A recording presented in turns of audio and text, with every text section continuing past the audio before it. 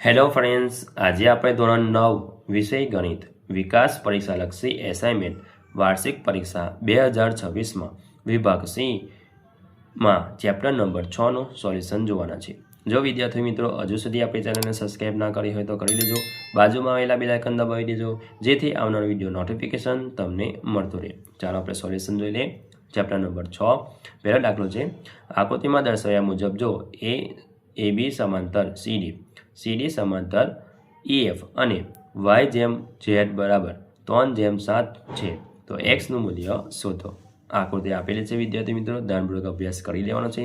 તો ધારો કે Y બરાબર 3A તો Z બરાબર થશે 7A, તો X બરાબર Z તો અંતર યુગ્મકોણ માટે X ની કિંમત થશે 7A। તો X વત્તા Y બરાબર 180 અનુકોણ છે માટે X અને Y ની કિંમત મૂકતા 7A વત્તા 3A બરાબર 180, તો અહીંયા થશે 10A બરાબર 180, તો 10 છે છેદમાં જતા બિંદુ અહીંયા કટ થાય તો A ની કિંમત આવશે 18। આપણે X ની કિંમત શોધવાનું તો X બરાબર 7A, તો અહીંયા 7A ની કિંમત મળશે 18 ગુણ્યા 7 126, તો X ની કિંમત આવશે 126। બીજો દાખલો, સાબિત કરો કે પરસ્પર છેદતી બે રેખાથી બનતા અભિકોણો સમાન હોય। તો અહીંયા પક્ષ રેખા AB અને રેખા CD O બિંદુમાં છેદે છે। સાધ્ય ખૂણો AOD બરાબર ખૂણો COD અને CAOD બરાબર DOB। તો આકૃતિ આ પ્રમાણે છે વિદ્યાર્થી મિત્રો, પેન્સિલથી દોરવાની છે। તો સાબિતી OD એ રેખા AB ની છેદિકા છે માટે તો ખૂણો AOD વત્તા ખૂણો BDOB બરાબર 180 રેખિત કોણ સમીકરણ નંબર 1।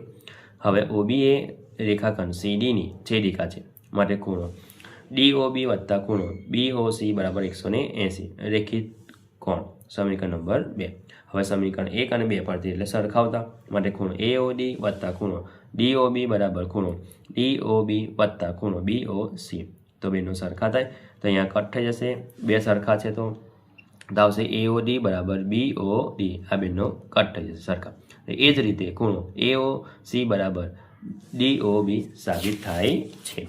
હવે આગળ ત્રીજો દાખલો, ખૂણો XYZ બરાબર 64 અંશ આપેલ છે અને XY ને બિંદુ P સુધી લંબાવે છે। આપેલ સૂચના પરથી આકૃતિ દોરો, જો કિરણ YQ ખૂણો ZYP નો દ્વિભાજક હોય તો ખૂણો XYQ અને વિપરીત ખૂણો QYP નું માપ શોધો। અહીંયા આપણે આકૃતિ દોરેલી જ છે। હવે આગળ YQ માટે ખૂણો ZYP નો દ્વિભાજક છે માટે ખૂણો QYP બરાબર ખૂણો QYZ।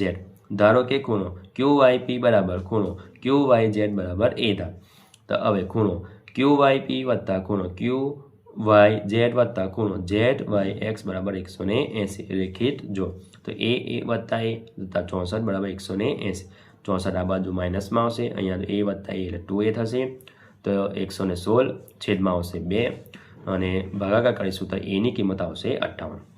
હવે ખૂણો XYQ બરાબર ખૂણો QYZ વત્તા ખૂણો ZYX, તો અહીંયા 58 વત્તા 64 તો 100 થશે 112। તો હવે વિપરીત ખૂણો QYP બરાબર 160 ઓછા ખૂણો QYP, અહીંયા 360 ઓછા QYP ની કિંમત છે 58, બાદબાકી કરીશું તો વિપરીત ખૂણો આવશે 302। ચોથો દાખલો, આપેલ આકૃતિમાં રેખા AB અને CD O માં છેદે છે માટે જો ખૂણો AOC વત્તા ખૂણો BOE બરાબર 100 અંશ અને ખૂણો BOD બરાબર 40 અંશ હોય તો ખૂણો BOE અને વિપરીત ખૂણો COE શોધો। અહીંયા આપણને 40 અંશ આપેલા જ છે। હવે જોઈ લઈએ કે માટે ખૂણો AOC બરાબર ખૂણો BOC અભિકોણ માટે ખૂણો AOC થશે 40 અંશ, ખૂણો AOC વત્તા ખૂણો BOE બરાબર 100, આની કિંમત છે 40 ખૂણો AOC ની, તો આપણને ખૂણો BOE ની કિંમત મળશે એટલે કે 100 ઓછા 40 તો 60 માટે ખૂણો BOE ની મળશે 60। હવે ખૂણો AOC વત્તા ખૂણો COE વત્તા ખૂણો EOB બરાબર 180 રેખિત કોણ। હવે 40 વત્તા ખૂણો COE વત્તા આની કિંમત છે 60 વત્તા 180, 60 વત્તા 40 એટલે 100 માટે ખૂણો COE બરાબર 180, 100 આ બાજુ એટલે માઇનસમાં આવશે માટે ખૂણો COE થશે 80 અંશ। વિપરીત ખૂણો COE બરાબર 360 ઓછા ખૂણો COE COEની કિંમત છે 80, 360માંથી 80 બાદ કરતા તો વિપરીત ખૂણો COE આવશે 280. 5મો દાખલો. આપેલ આકૃતિમાં જો PQ સમાંતર RS અને ખૂણો MXQ બરાબર 135 હોય અને ખૂણો MYR બરાબર 40 અંશ હોય તો ખૂણો XMY શોધો. અહીંયા આકૃતિ આપેલી છે. આપણે અહીંયા વધારાની રેખા દોરી કે PQ ને AB સમાંતર રેખા દોરેલી છે. માટે PQ સમાંતર AB દોરો. માટે ખૂણો MXQ વત્તા ખૂણો XMB બરાબર 180 અનુકોણ. માટે 135 વત્તા ખૂણો XMB બરાબર 180.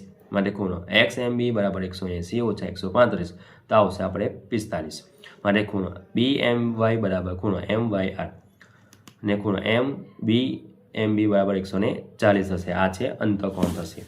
તો માટે ખૂણો XMY બરાબર XMB વત્તા ખૂણો BMY આની કિંમત છે 45, આની કિંમત છે 40. માટે ખૂણો XMY 45 અંશ આવશે. જો વિદ્યાર્થી મિત્રો આ મારો વિડીયો ગમ્યો હોય તો લાઈક કરજો, તમારા ફ્રેન્ડ સાથે અચૂકથી શેર કરજો. હજુ સુધી આપણી ચેનલને સબસ્ક્રાઈબ ના કરી હોય તો કરી લેજો. બાજુમાં આવેલા બેલ આઇકન દબાવી દેજો જેથી આવનાર વિડીયો નોટિફિકેશન તમને મળતું રહે. Thank you.